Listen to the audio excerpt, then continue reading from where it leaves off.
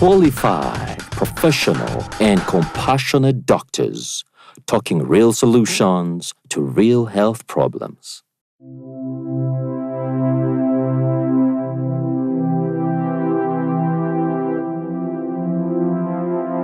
Tonight on the DocTalk show, we are discussing a health topic, a disease that continues to disturb so many Ugandans. This disease is called malaria. Malaria is an infectious disease that continues to disturb so many women and children especially. But in tonight's show, on the DocTalk show, we are privileged to host Dr. Jimmy Opio, who is the program manager of the National Malaria Control Program of Uganda, that is under the Ministry of Health. You're most welcome to the show, Dr. Jimmy. Thank you, and greetings to the viewers. Thank you.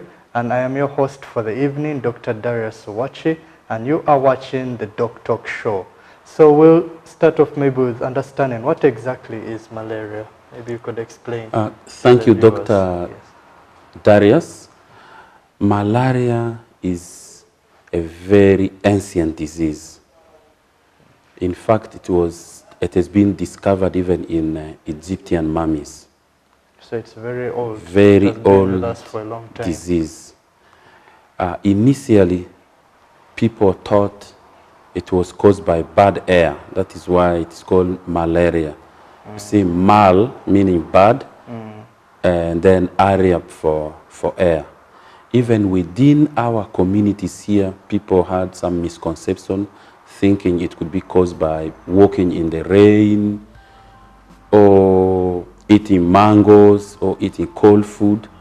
But since towards the end of the 19th century,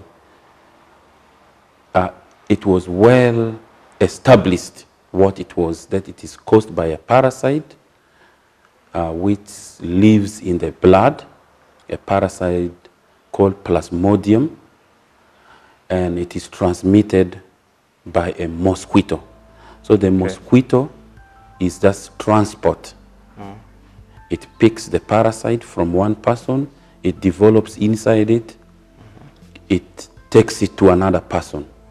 Just like diseases are transmitted in many ways, but this one has its transport, is a vector called a mosquito. So the mosquito is transport, but what eventually causes disease is a parasite. Called Plasmodium. Called Plasmodium. Yes, and you've emphasized this parasite likes to live in blood. And because of that, it makes everybody who is in an area which has mosquitoes at risk. Unlike other diseases where your participation is required for its transmission, like sexual transmitted disease. This one, so long as you are in a place which has mosquitoes, it can bite you and give you malaria. Now, for the case of Uganda, because we lie on the equator, we have the favorable conditions for mosquito multiplication. We have good temperatures, we have sufficient rain almost throughout the year. So malaria is very endemic in 95% of the country.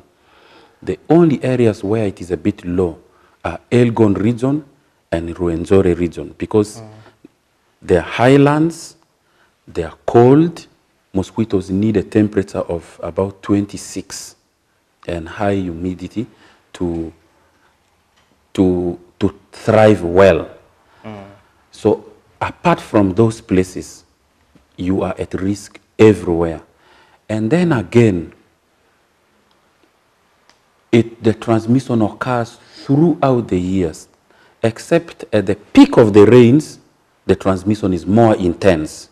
So unlike northern part of Africa, where there's only one rain, they have only one season when there's malaria, then there's a time there's no malaria.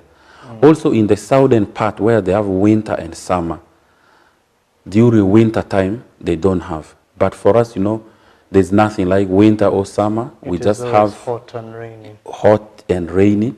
We only have dry and wet season, so malaria transmission occurs throughout the year. So we have to understand we are all at risk. We're all at risk. We learned that they like to lay their eggs in stagnant water, so places that are near water bodies, near lakes, swamps, or if they're even containers at home and there's water within those basins or broken jerry cans, that's where the mosquitoes like to live. Much as you know, the environment favors it. There are some places where the mosquito likes to breed. We've talked of water sources. Could there be any other places where the mosquito likes to stay? And that is very important because it helps us with how we can deal with mosquitoes. Now, mosquitoes breed in water. In the water, they only lay eggs. The eggs hatch there. Eventually, the adult forms, especially the one which transmits malaria, comes and stays inside the house. Now, even just broken bottles, waste which we leave around our compound is enough for them to breed.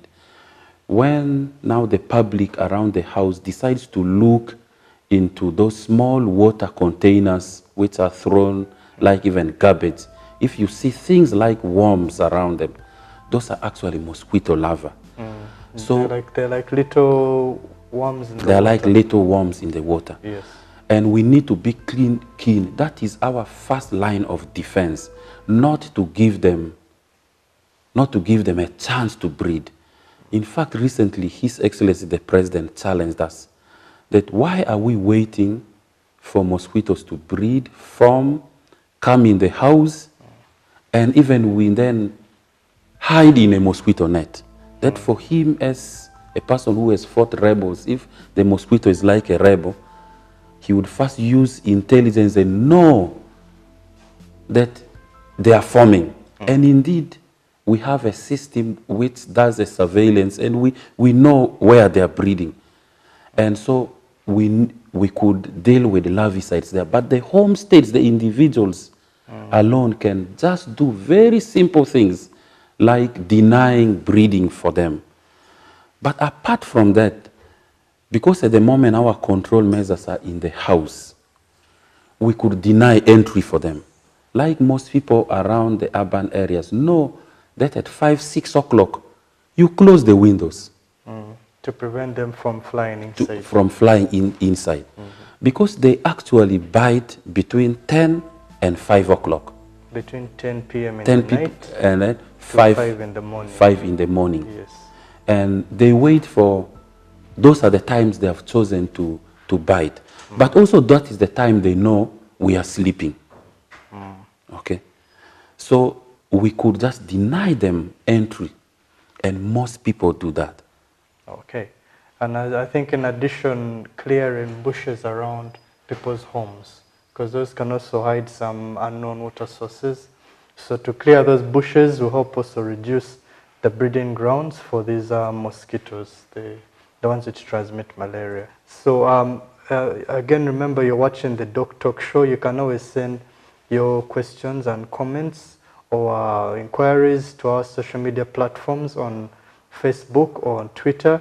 We are discussing malaria in partnership with the National Malaria Control Program that's under the Ministry of Health.